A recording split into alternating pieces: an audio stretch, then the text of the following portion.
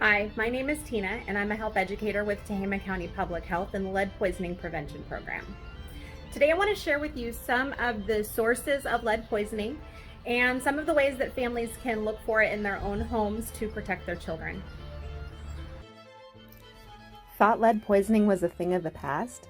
Think again. Tehama County is known for our Victorian homes, and more than 50% of the homes in our county were built before lead paint was banned for household use in 1978. It is important to let your child's doctor know if your child lives in or spends time in a building or home built before 1978, as it is highly likely that at least some surfaces have been painted with lead paint. Chipping paint is the most common source for childhood lead poisoning.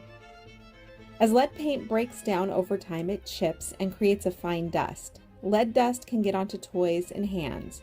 Children then ingest that lead by putting items in their mouths.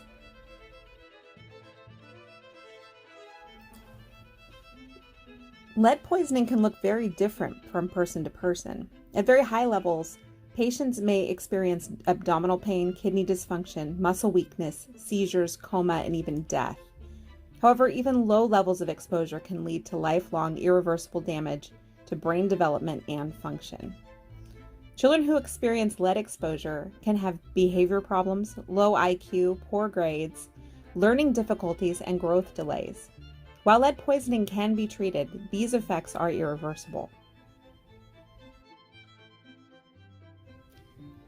If you live in an older home, take a look at the windowsills, door jambs, and exposed corners where paint may be chipping or peeling. These high wear areas can be a source of lead contamination. Cleaning these areas well using damp dust cloths and mops is the most effective way to remove this potentially harmful debris. Vacuuming with a HEPA filter vacuum may be helpful as well. If your home is showing signs of paint wear and was built before 1978, you might choose to test for lead. There are several products available at hardware stores and online that can check for lead. These products must be used following all enclosed directions. Keep in mind that these kits only test for the presence of lead and can't indicate how much lead is in the surface. Always test before starting any remodeling project.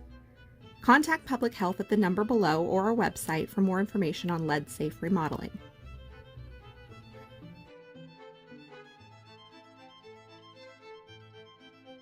What I've got here is an instant read lead test. This is a 3M lead check swab.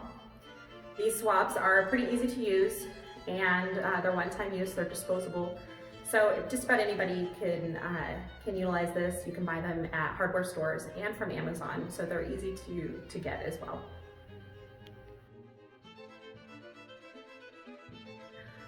So what we want to do before we use our test is we want to cut through the layers of paint on this door.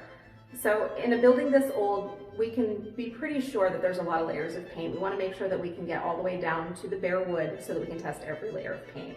First thing I'm going to do is take my blade and I'm going to clean it so that we can be sure that I'm not contaminating the sample with any other surfaces that I've already tested.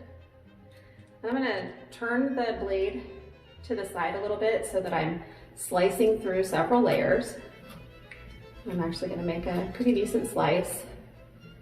And then I'm going to go ahead and go from the other direction, kind of making sure that I have a good slice in the door there. So that's going to be my testing surface.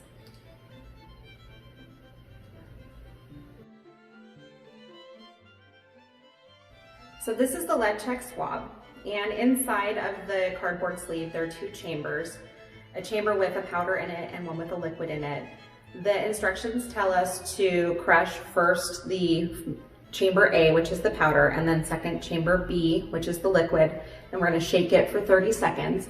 And then once the liquid is kind of squeezed to the tip, we'll be able to test our surface. So I'm going to go ahead and do that now. I'm going to crush A, and I'm going to crush B. Let's see if I can crush B. There we go. And I'm going to shake it. And we should now have an amber liquid inside.